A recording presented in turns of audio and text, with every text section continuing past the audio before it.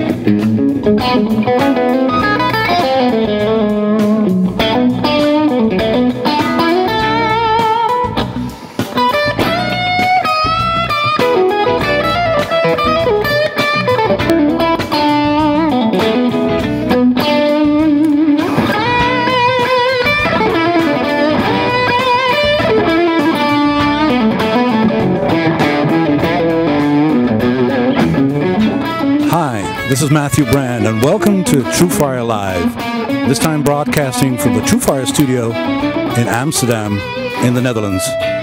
And we're here in the green room of the studio complex in Amsterdam, and we're very excited to have JP to do this kickoff with us.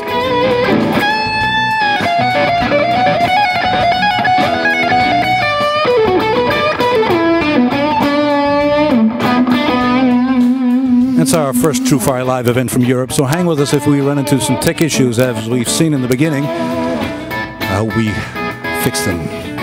We'll do our very best to maintain the high standards that you're used from us.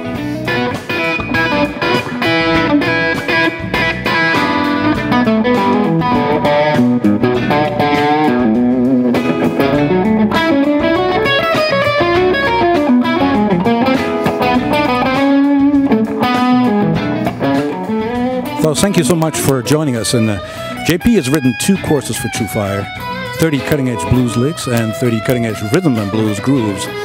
And when you hear JP play, you'll get why we named these courses Cutting Edge.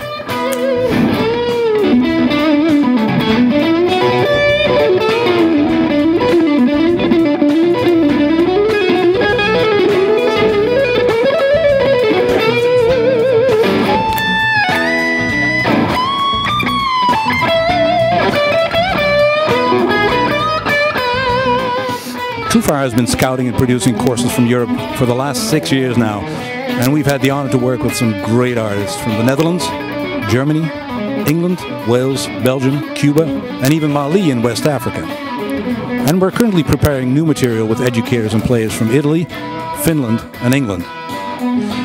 The studio of True Fire in Amsterdam is growing rapidly, and we're proud to have some great team working with us today, including Vijay Weymouth as intern, backing me up on the tech side.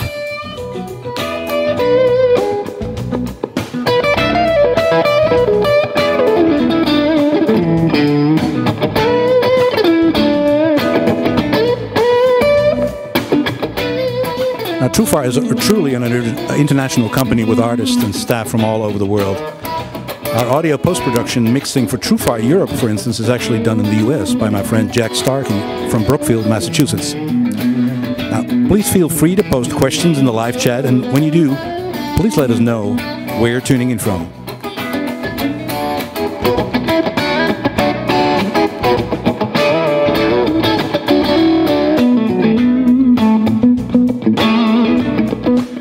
Today we have JP in the house, and we're going to dig into his approach to playing blues and blues rock, talk a bit about his bands and how he approaches backing up a singer.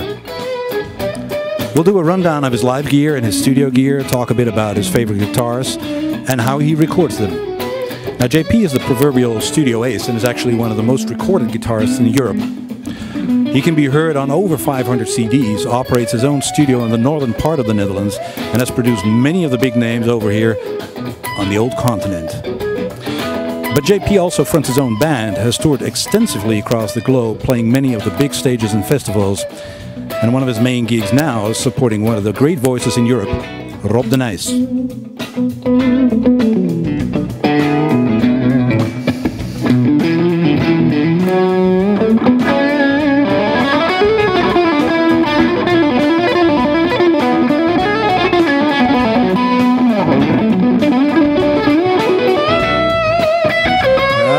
Burn it up, man. Sounds great. Now, this all keeps him very busy, and we felt very, very lucky that he took our phone call and, after some groveling and begging on my part, wanted to work with us. Now, JP is an all-around guitarist playing acoustic fingerstyle, folk, and country, but his heart lies in blues and blues rock.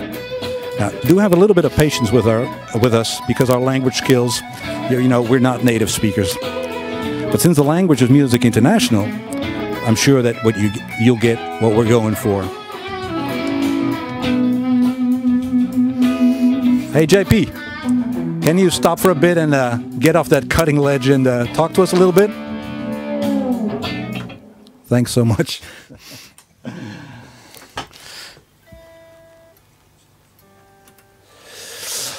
So, well, we had some tech issues in the beginning, but we're rolling finally, so that's good. How you doing? I'm fine. I'm fine. How are we treating you?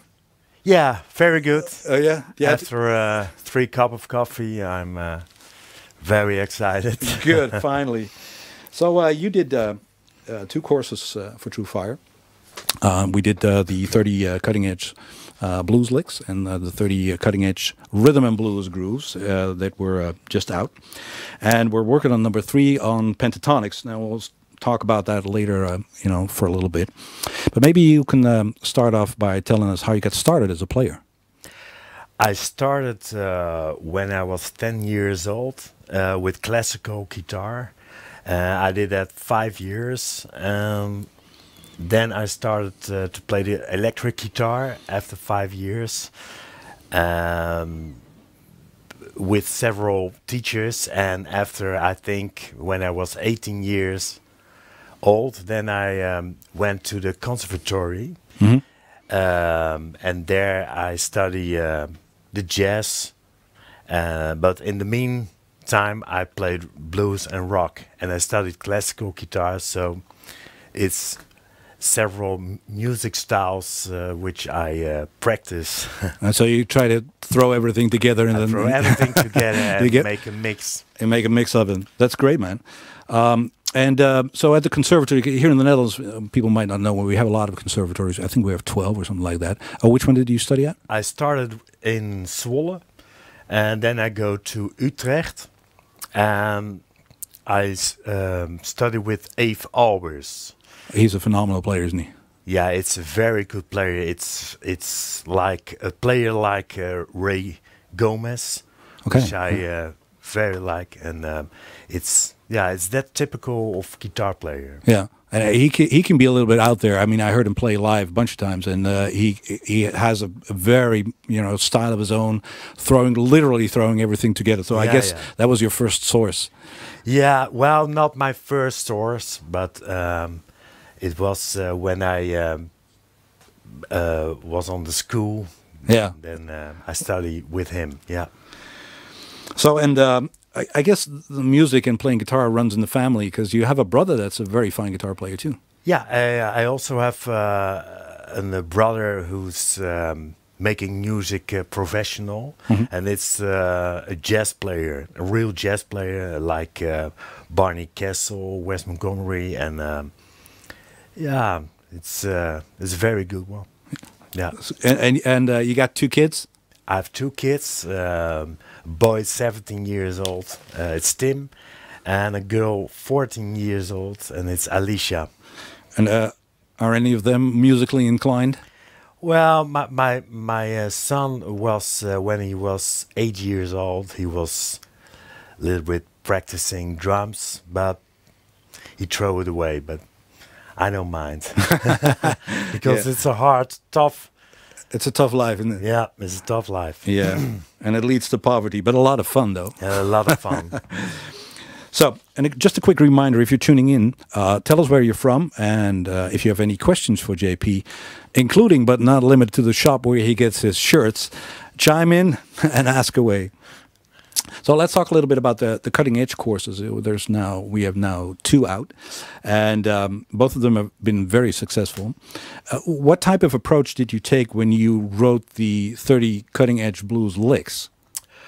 When you watch several courses, then you see the regular stuff, and that's okay. But I want to make more on the regular stuff, so I put some I put some notes from the scale in it, and a little bit different from the normal stuff. Okay, so you're saying that you're kind of mixing up scales. Is that what you're saying? Yeah, for example, if you play like Steve Ray Vaughan,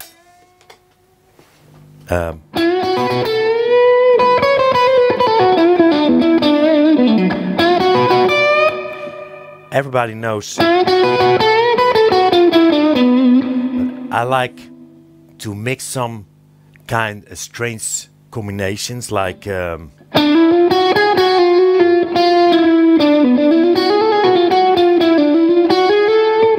or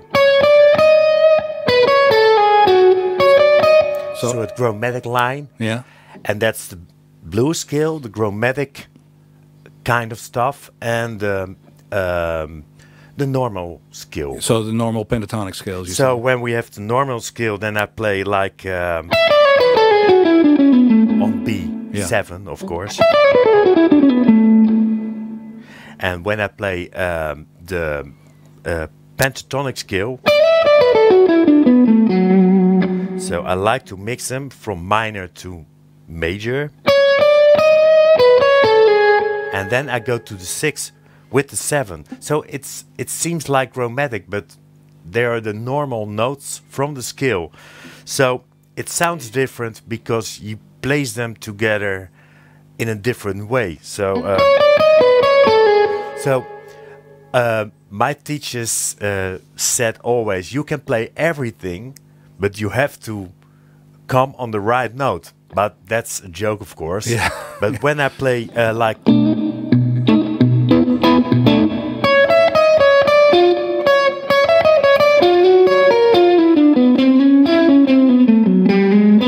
there are several wrong notes. I would say all of them. No, not all of them. No, but when you place them in the right order, then it's okay, and it sounds very cool.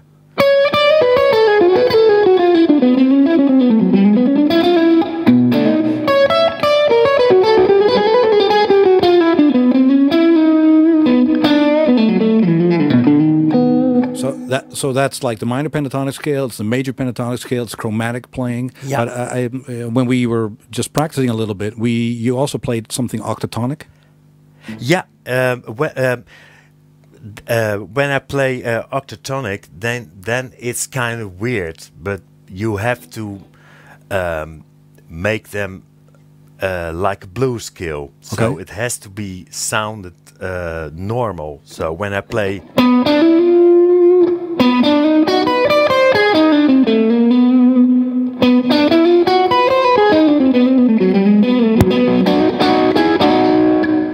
So and then if you mix it together, it sounds very good. And also when you play Steve Ray Vaughan kind of lick,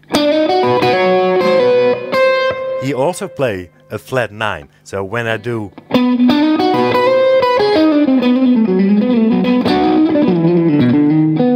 But this, do you make like a conscious decision as into play blues rock, or make it sound more fusiony? Is it a brain thing where you go in and say, I now want to sound like a little more fusiony and go out there a little bit? Well, if I play regular blues stuff, then I don't play the fusion stuff. Maybe on the end, there's no money in that. So, and everybody throws stones to you. But it's. I like to adventure the the people. So so it's to challenge the people. Yeah. And sometimes it's very cool, but you have to play the normal stuff to not to lie on the style you play. Oh, okay, yeah. So you got to be like a little bit more towards the style and kind of play in that style. And then if you want to, get to the cool sounds, you introduce all that other material. Maybe what we can do is we can run the backing track again for this song, and then what we can do is maybe show us different aspects of that, and play a little bit, more in the blues style, and then go out there a little bit. Yeah. Okay, let's do that. Okay.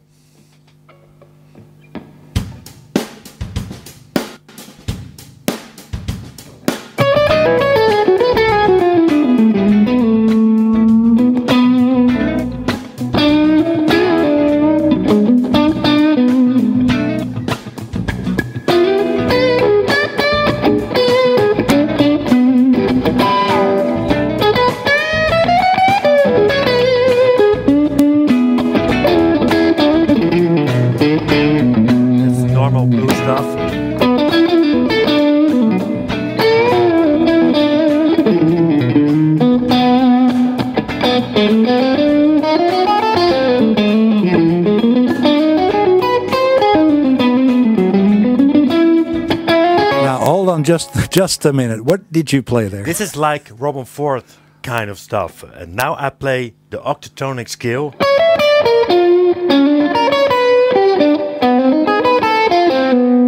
And then I mix it with the blues scale.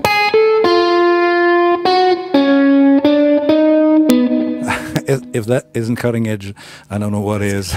It's cutting edge. That sounds great, man. And but you do mix it up a little bit with just keeping it to the minor pentatonic scale as a kind of a I don't know, to give people some hold of it and keep it like more towards the bass. Yeah. So what in that sense, in this specific style, what are the players that influenced you? Who got you into this style of playing? Of course, John Scofield, Scott Henderson, Robin Ford, Larry Carlton, and all the jazz players, sax players, saxophone. So you listen to saxophone players too? Yeah. Who are the guys that you really like? Well, of course, was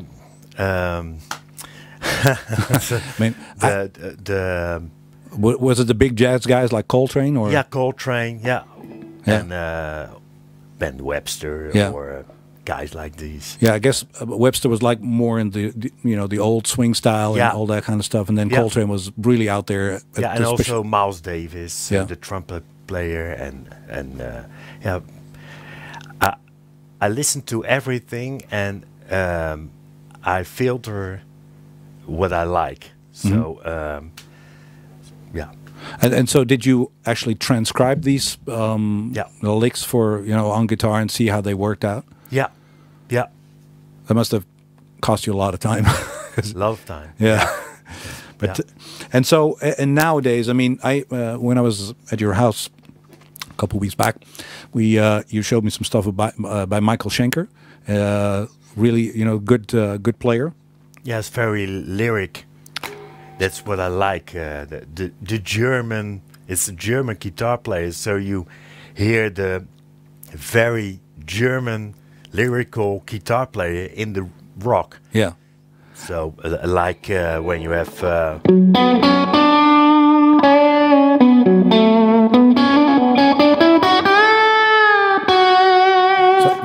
These are lyrical playing. These are like melodies that you can whistle or can sing. Yeah.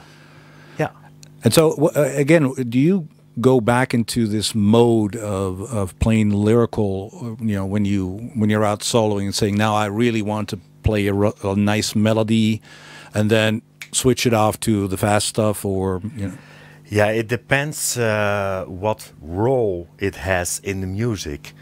Sometimes there's a different role. Then you have to make a kick moment, or sometimes you have to make a song, especially in the studio or live settings.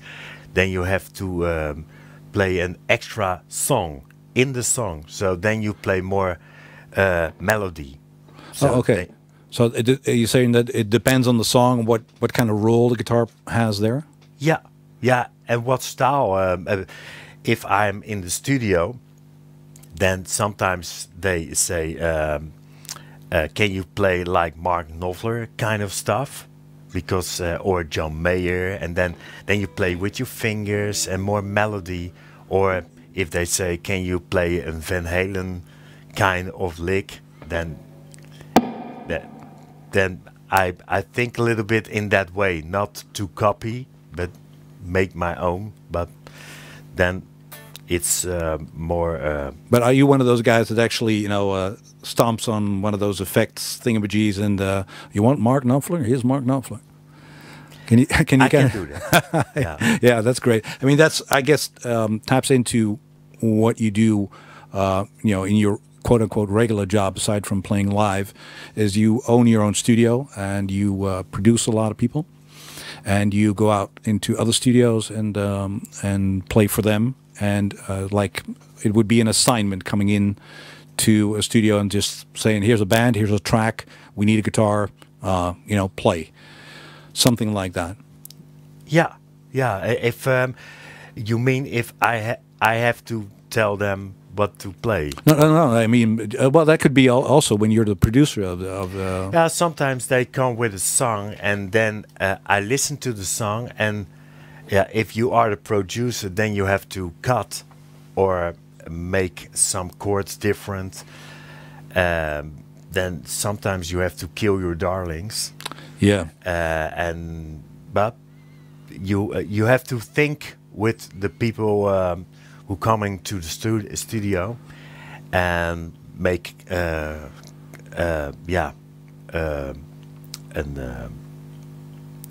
of a deal or something. Yeah, kind of a deal. Yeah. But the producer has always an idea of the song, and that's what I try to.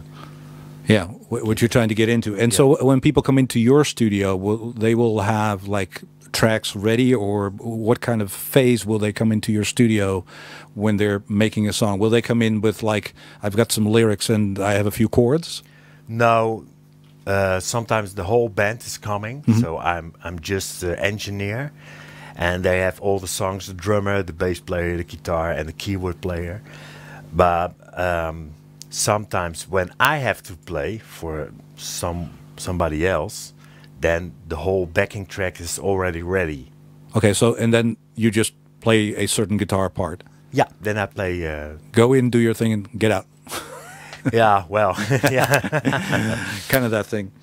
Well, that's great. I mean, let's talk a little bit about your regular job. I would say one of your regular jobs, which is backing up one of the famous singers here in the Netherlands, Rob de Nijs.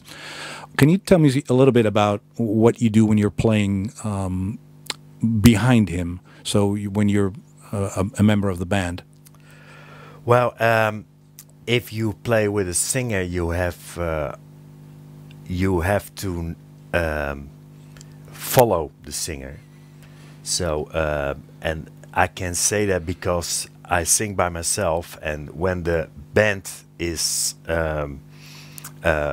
playing rough stuff and you can't hear yourself, you always have to play in cooperation with the singer. So you have to support him, not to struggle him. Yeah. So maybe what we can do, I have a clip lined up here and see if this works. We had some technical issues before, so I'm going to run the clip. And this is from you playing with Rob de Nijs in, I think, one of the bigger concert halls here in the Netherlands. Tivoli. Yeah, Tivoli in Vredenburg. Let's roll this.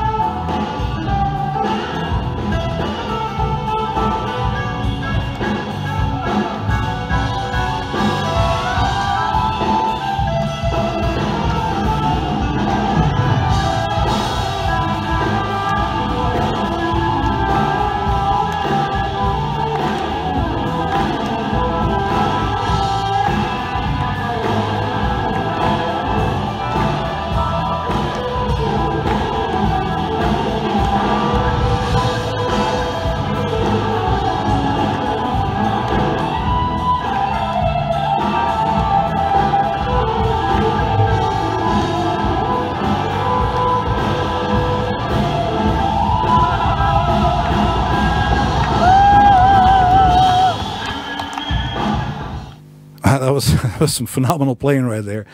I noticed a few things. One of the things is, what's the saxophone player's name? Because he played a great solo there It's too. Tristan Grotenbrecht. Yeah, and it's a great band. But I was noticing a few things when he went up on stage. One is that the drummer was like kind of locked in there. He had some screens around it. Why is that? That's for the singer because otherwise it's too loud and it's leaking in his microphone. Okay. Because he's 75 and his voice is a little bit weaker, so they have to gain up the microphone. And if they're not a sort of cage around the drummer, then the cymbals and the drums is leaking on his mic. It's always good to cage a drummer. Yeah. Keep him in there. But another thing that I was noticing too, because are you playing with in-ears there? Not there, no. Oh, so do you normally play with in-ears? Sometimes. Okay. Because I noticed that he did, because I didn't. There was one vocal monitor up front, but so how do you get your sound on stage? I mean, where do you get your sound from? Well, I have a real speaker and a tube amp. Okay. And I put my speaker cabinet to behind, so the direction is to the back. Oh, okay. So the front man of the house, the sound engineer, can't complain that my sound is too loud on the stage because it's the direction is the other way. So then I can put the amp normal, but I never play very loud. It's because on that stage when everybody's playing with in-ear, it's very quiet on the stage. Oh, okay, yeah. So I'm not. I haven't to put the crank 'em up. You don't have to crank it up there. So because I was noticing you brought your big. I guess it's your live rig that you have there. Yeah, this is my session rig or studio rig. When I play with singers, I have a little rig. A smaller rig. Yeah, very much smaller. So this is a little bit over the top, but this is for the studio and the very big sessions. Yeah, when you bring this to the live gig, I mean, probably the singer gets scared. Wow. They're used to something. There are examples that they bring 3 times more. Yeah. Well, we'll get into that. Looking at the rig and what type of stuff that you use live and in the studio. But let's play a little bit more. And let me see. Is there one of the examples that you have there on the right hand side that you on the left hand side that you want to play? Well, I don't know. It's the what do we have? Well, no, maybe the slow one. The slow. Which one is that? Which number is that? Which number is that? I think it's. I know. Let me look. Just give us a second here. Well, maybe we can play. Fly on the Wing. Yeah, that's okay. Let's Fly on the Wing. I think that's one. That one's from the second chorus, huh? Yeah. Yeah. And I think it was this one. So here we go.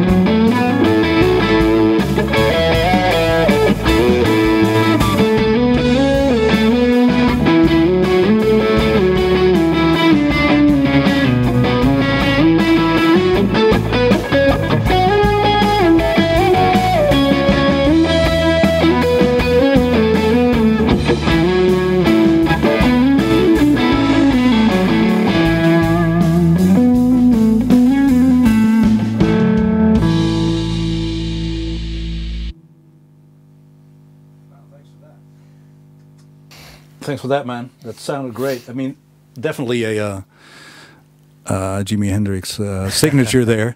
Heard a lot of his stuff. I mean, I really dig his stuff, especially the double notes, and can you show us something of what you do? What is your approach on that? That first lick, for instance. This is an A.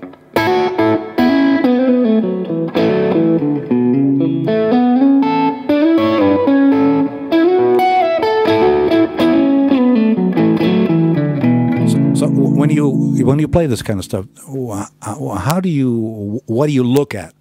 Is there something that you see when you do this, or combination Yeah, of there are things? two things. I see all the A's in little forms. So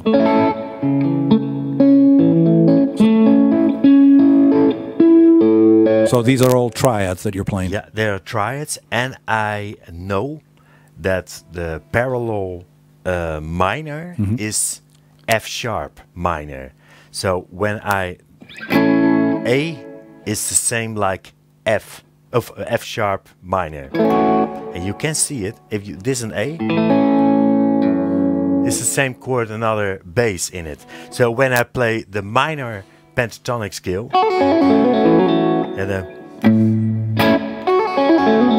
and also here.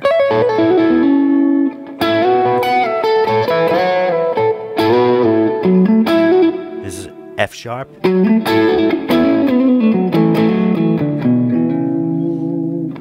So, and I also saw you play some octave stuff, which I really like.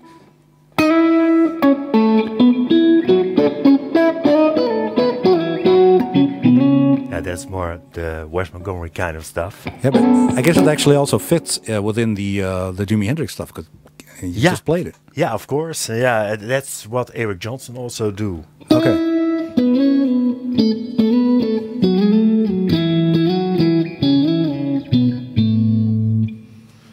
Okay, I want to just touch on a different topic here.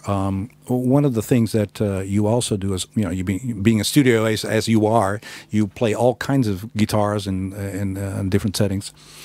And one of the things you also do is play acoustic guitar. And actually, one of the first things that you gave me was your acoustic album. Do you have it with you? Yeah, I bring it with me. This is the acoustic album Listen to the Dawn. And I play 13 acoustic songs on it, and they're also written by myself, all of them. And yeah. What was the reason for actually recording that album? Because well, the reason was that I had a bad time. Okay. And I bought always good to be a musician, yeah. I bought a brand new guitar, a Collings, from the shop Fellowship of Acoustics, and it's a Collings acoustic guitar, and I start to play, and I couldn't stop. So I could play my emotions on the tape, and I record all the ideas, and then I make a record of it. Well, I see that we don't have an acoustic guitar here lined up. So, well, what we can do is maybe listen to a track, which this is a track that you, I guess you put it on YouTube. It's somewhere to be found. Is this one on the album? Yeah. Okay. Yeah. So let's listen to that and see a completely different side of you.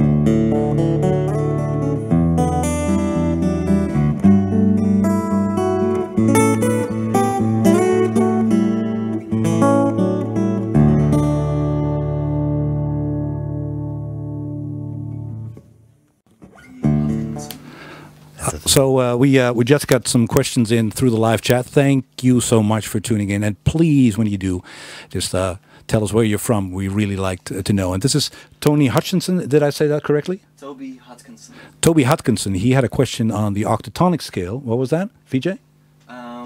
Is that included in the course? Okay. Do we have those licks included in the course, the octatonic? Yeah, a little bit. A little bit. Yeah, but there's coming more, of course.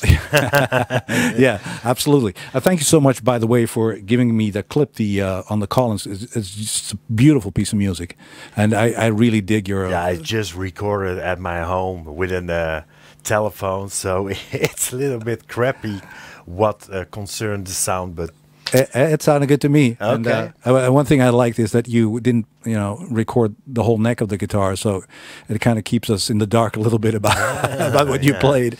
So, but excellent playing, and actually. So one of the things that we do when we produce a course is we have a lot of back and forth between the two of us, talk about subjects, things that you find interesting, things that you would like to do. And one of the things that you also do is when we were in that process talking about, new approaches to your playing, is that we, you send me YouTube clips or sometimes clips that you recorded on your phone, and one of the clips I want to play for the people back home, because it really sounds great, and it's a piece that you recorded. Is it on YouTube? Did you put that clip on YouTube too? No, it's only on Facebook. Oh, it's on Facebook. So if you go to JP's Facebook account, you'll find it somewhere down there. I really dig this one, and I hope you dig it too, because actually it'll lead us to our next course, the one about pentatonics. Let's have a listen first.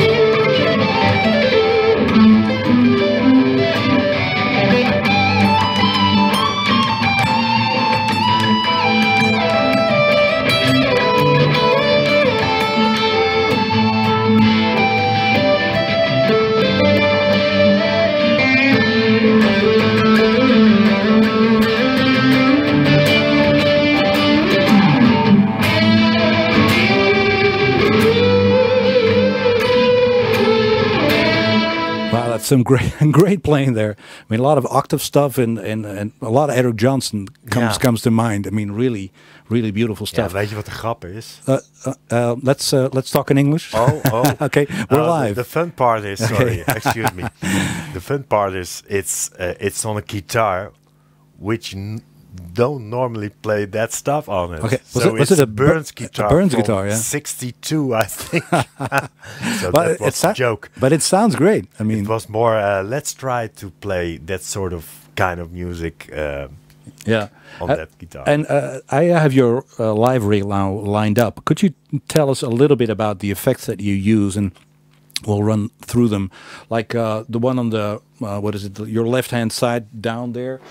Is the Super Drive? Yeah, it's a Super Drive, and it's made by Lex Boss. Okay. And I also play on his amps, Buddy amps, and it's a Dutch builder, and is a genius.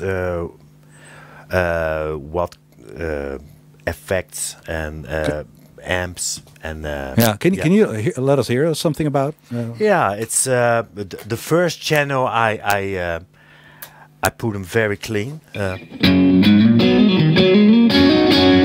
So that's the Hendrix stuff that you can do with that.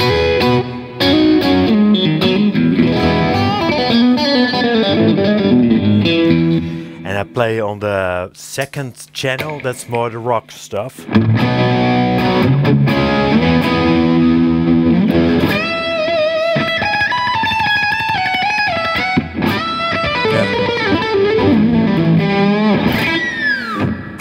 that's the very, more very nice overtones there. And what are some of the other stuff that you have lined up here in the on your effects pedal? Yeah, the whole pedal board is built by a very good friend of mine, Alex Border Sound. And I start with a Joe Bonamassa wah. Okay. And then it's go to a Lele volume pedal.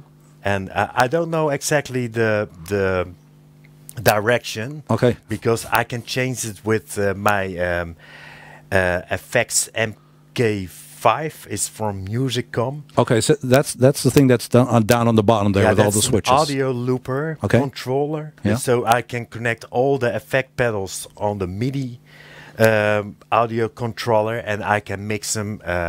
I can change the direction and everything. Okay. So and I have a decimator. That's a noise reduction system. Which one is that? That's from ISP. That's when I crank the whole thing up. So when it distorted very much, then it's quiet when I don't play. Okay. And I have reverb on it. It's the Polara from Digitech, and the crunch pedals or the gain pedals, the drives. There are the Super Drive, and I have the King of Tone of Analog Man. And I have a self-made pedal, that's the silver one. It's built by a student of me, and it's a clone of the OCD. Yeah, I really like that the one. Diablo. Okay. So there are two pedals in one. And next to that pedal, it's the famous Clon Centaur. And it's 2,000 euro or dollars it's about, on eBay. But I have the real one. And so yeah, that's about $2,500 US. So yeah. So that's where your money is going, huh? Yeah, that's where my money is. Okay. So let's talk a little bit more about the courses that you've done and the courses that you are going to do. We talked a little bit about that, and especially when I when you played that other clip when you played at home. The next one is going to be about pentatonics and about your different approaches of using pentatonics in blues courses, in blues grooves and blues rock and things. Can you tell us a little bit about that? Yeah, I want to explain about the pentatonic scale, and everybody knows the pentatonic scale. But I want to show everyone the positions, and I think also everyone knows that. There are the positions of the pentatonic scale.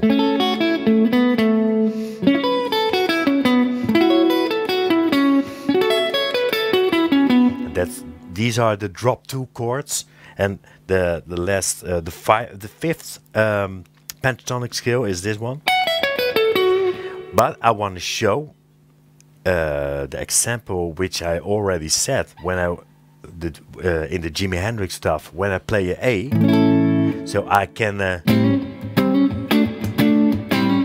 play the minor pentatonic, but it's a little bit tricky when it's a real major thing. Yeah, so it's a real major chord. It's when it's a bluesy thing, you can play the minor, of course.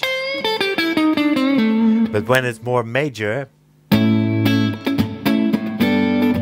then I can mix them, and then I prefer the minor. That's the F sharp minor.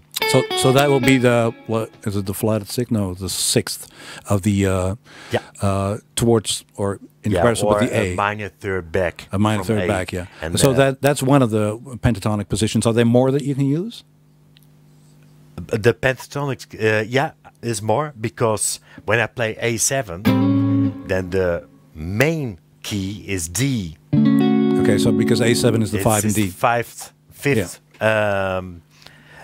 degree, chord, yeah, of D. Yeah. And D is parallel of B minor. Okay. So when I play, you can see when it's a well-known song. But it's also the trick to know which one is parallel. It's D. It's the same like B minor. It's True Fire. Yeah, True Okay. Fire. Yeah. Okay, but then we play the B minor on A, and Okay. that's a little bit tricky. And that sort of things I'm gonna tell in the new chorus. 3. So when I mix it,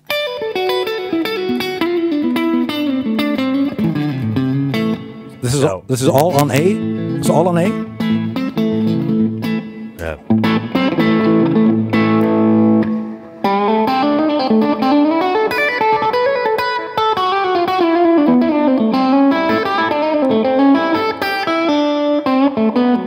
So now that's the 3 minor pentatonic scales yeah, already that's that you. a little bit tricky because that's too much. But when I play only A. That's normal thing, and that's major, more major. It's a real more country country stuff. vibe, yeah. But when I play B minor,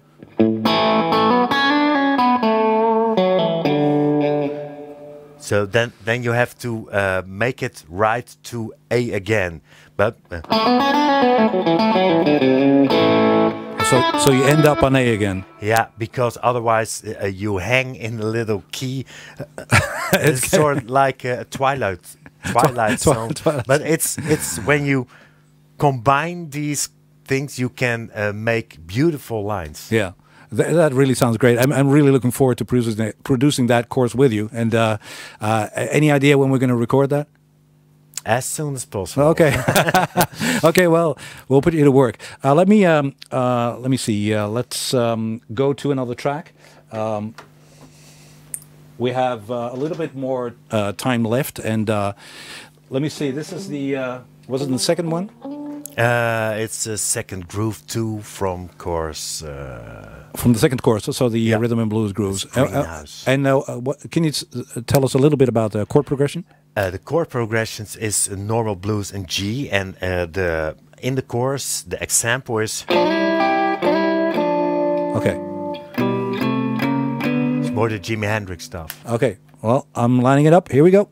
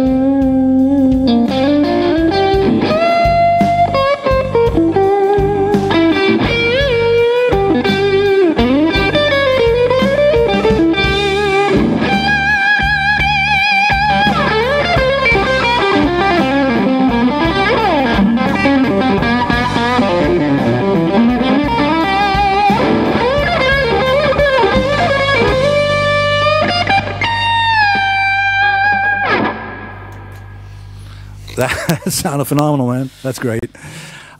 We do have some questions in from people who are listening in on the live feed, and I think we have a question on. Let me see. We're actually we had one question of where the live feed is actually coming from, and it's coming from Amsterdam in the Netherlands. Oh. That's in the old country. Yeah, it's in the Netherlands. That's where we live. Yeah. Yes, it's in Europe. So that was one of the questions, and actually one guy asked if you want to do an acoustic course for us. Oh yeah, of course. Yeah. Of course. Yeah, yeah, yeah. What type of course would you make? Would you have any idea? For acoustic. Yeah. Then I will make different voicings and open chords, and when I play a melody in chords. But I'm not a Tommy or Manuel, but I can play some. You're his younger brother. Yeah. But that's the normal stuff. But then combined with beautiful chords, or.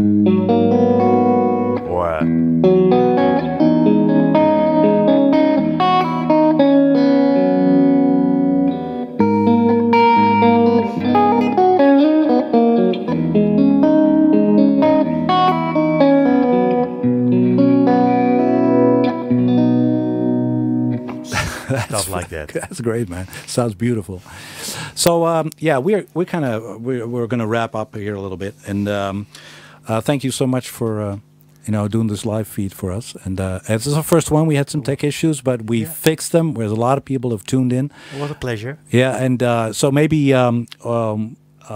can play a little bit more. Have you any idea of what type of groove you want to do something on? Let me just grab some. How about that number 6? I think on the last chorus. Okay. You want to see which one that is? I have to look what key it is. Yes. Otherwise, I play the wrong key. 6, shuffle yourself. Okay, it's in A. Okay. Well, again, thank you so much for tuning in. What we're going to do is we'll cut the live feed in a little bit and have JP play us out. Tune in to TrueFire Live TV, and you'll hear a lot of great artists and maybe get to know them a little bit more personally. And if you're interested in JP's courses, there's 2 out now, and the last one actually was released, I think, 10 days ago or something like that. 2 weeks ago, and we're working on number 3, which is going to be on pentatonics, and then if we get more requests about the acoustic course, we'll do one of those too. Yeah, because I really like working with you. So yeah, okay, I'm going to line up the track, and then you can play us out. Thanks so much, and thank you guys for tuning in, and we'll get you on the next one. Bye bye. Okay.